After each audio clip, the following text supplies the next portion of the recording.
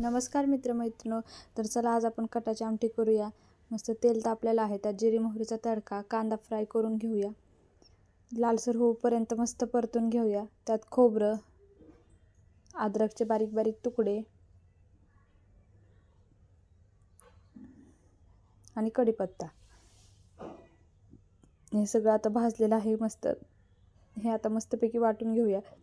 आता तेल तापलेलं आहे, त्यात मस्त कढीपत्ता, जिरा मोहरीचा तडका, आपला मसाला हा वाटलेला आहे. तो बिना पाणी टाकताना पाणी यूज करता वाटलेला आहे. त्यात हळद, आपले घरचे मसाले, तिखट घरचं, मिरची पावडर आणि हळद, आणि हे आपलं साधं पाणी.